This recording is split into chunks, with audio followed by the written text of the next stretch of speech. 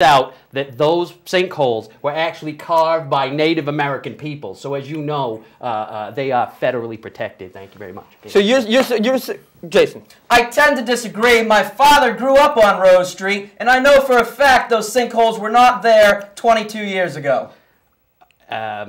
You know, if you'll just give me one moment, I'll be happy to answer your question. Can we get a traffic light outside of Terra Gardens? Oh, I couldn't agree more. Next question, please. That was my next question. What about the traffic light outside Terra Gardens? Well, as you know, traffic isn't exactly in my purview, as I don't do much driving for obvious reasons.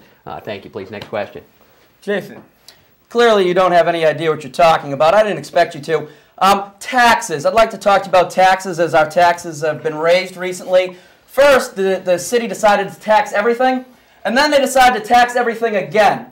For what purpose does this serve? Well, I don't know what it is with people in this state talking about taxes. It's not actually tax. It's just forced revenue for the state. And what could be better than that? Please, next question. Well, let me interject for just a moment. Weymouth After Dark is commercial-free television for and by the people. We have time. Cutting a bull. You know? Whitman's Pond today isn't on for several more minutes, so you can answer this. He has questions for you. Please take the time to answer them. Over to you, Jason.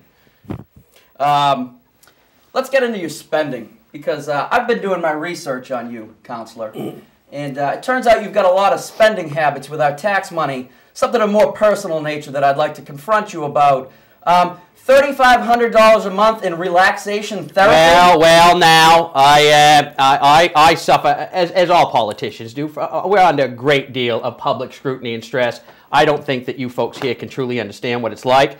And unfortunately, the only solace and treatment that I've been able to find for this stress is with the lovely young ladies at Madam Wu's. Thank you. Please, next question. I won't have them sullied or drawn into this debate. But that's bringing revenue into Quincy instead of right here home in Weymouth. Well, they need one of these massage parlors in Weymouth. I have been lobbying for years for that very thing. I'm sure Jason has a follow-up question to that. Also, with your spending, I see here today you drove up in a Lamborghini. How does a city councilman afford a Lamborghini?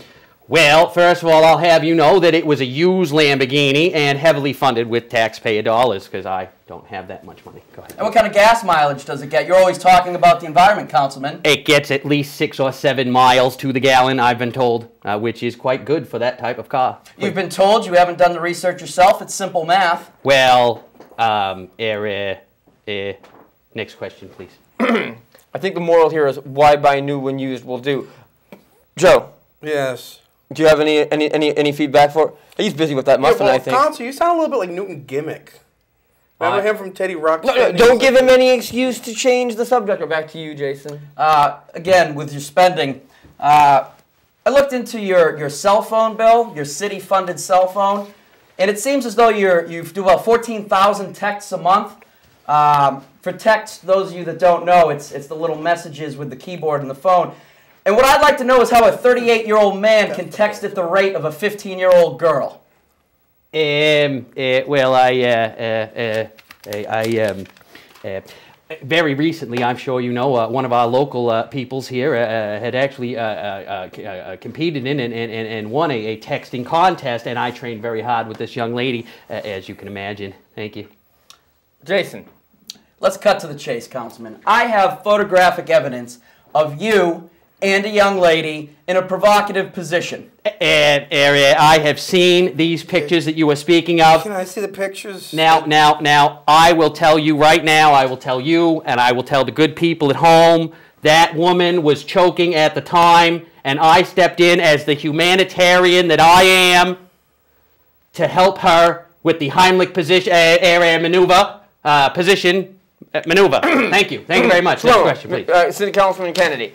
I think that Jason has a few more things that he needs to say to you. What? Can I see the pictures? I bought those negatives. You cannot see them. Over to you, Jason. Sir, I've got one final question. Have you ever lied to the people? Don't look at me. I find the word lie to be a little strenuous. I think every politician at times must answer questions in a careful way with media the way that it is today. I'd like to know, sir, what you are getting at. You're a liar. I know you're a liar. That girl is my sister. Your name isn't even Kennedy. It's Kennedy. Parent help! Parent help! Oh, my eye!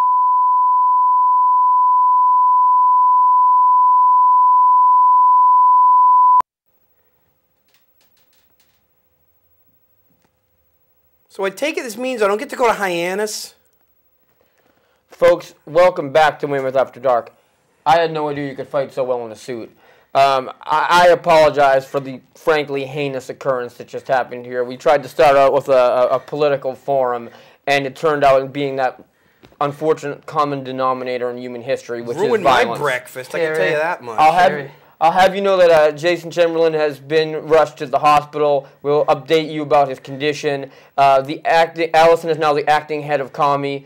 We'll see what happens in the meantime. We'll keep you updated of that. I am joined, of course, here on the right by City Councilor Kennedy. Kennedy. I think he bruised my good money clip. Mr. Kennedy, would you please like to inform the viewers what happened in the meanwhile?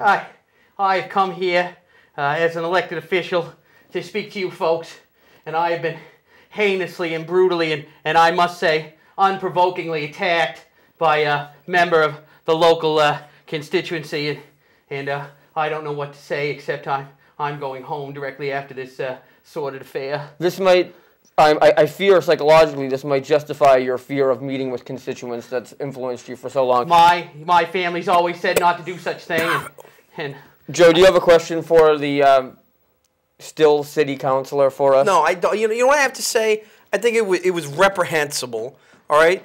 Immoral, uninstructive, and uneducational. You know that? I only thank God that I learned from Bob Dole to carry a pen. Mr. Kennedy, what the viewers want to know, I mean, there's sort of a day of surprises, to say the least. What's this with your name being different than what we thought it was? Could you please explain this a little bit for their edification? Well,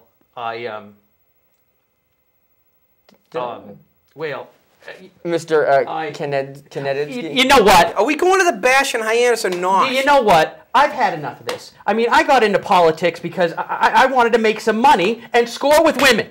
I don't have time for all this. This guy's a maniac. I don't even talk like this. My name's not even Kennedy. You know what? I've had enough with you and this whole show, and no, you can't come to Hyannis. No, wait, hey, I'm leaving. No, I want a reimbursement for that corn muffin you ruined, mister.